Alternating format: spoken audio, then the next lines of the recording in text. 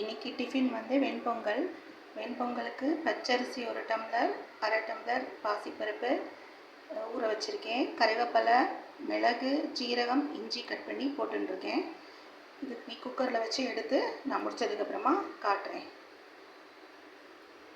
அதுக்கப்புறம் இங்கே சட்னிக்கு தேங்காய், ஒரு 7-8 கேஷ்யூ நட்டு, ஒரே ஒரு பச்சை மிளகாய், பொட்டுக்கடலை வச்சுருக்கேன். நீ உப்பு போட்டு அரைச்சி தாளிக்கும் போது பெருங்காயம், கடுகு, உளுத்தம் பருப்பு.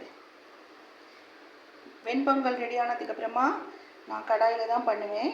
அதில் வந்து நெய் போட்டு வேண்டிய சாமானம் திராட்சை, கேஷ்யூ நட்டு, கடுகு, உளுத்தம்பருப்பு, கடலைப்பருப்பு, கொஞ்சம் கருவேப்பிலை வேணும்னா போட்டுக்கலாம்.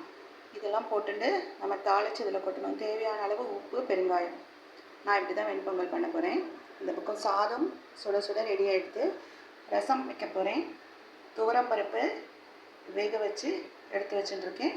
இந்த பக்கம் ரசத்துக்கு தக்காளி, கருவேப்பிலை, கொஞ்சம் உப்பு போட்டு கையால் ஸ்மாஷ் பண்ணி 1 டம்ளர் தண்ணி விட்டு கொஞ்சம் தக்காளி ஒரு 10 நிமிஷம் அதில் கொதித்ததுக்கப்புறமா புளி தண்ணி விட்டு உப்பு பெருங்காயம் போட்டிருக்கேன். இனி நல்லா அது கொதி வந்த உடனே புளி வாசனை போன உடனே துவரம்பருப்பு ஆறின உடனே மிக்சியில் ஒரு ஓட்டு ஓட்டி இதில் விட்டு நெய்யில் கடுகு, ஜீரகம் தாளிப்பேன். பொரியல் வந்து வெண்டைக்காய், அதை அலம்பி கட் பண்ணி வச்சுட்டுருக்கேன். நான் முடிச்சதுக்கப்புறமா என்னோடய சமையலை காட்டுறேன். சப்ஸ்கிரைப் பண்ணிக்கோங்க. தேங்க்யூ.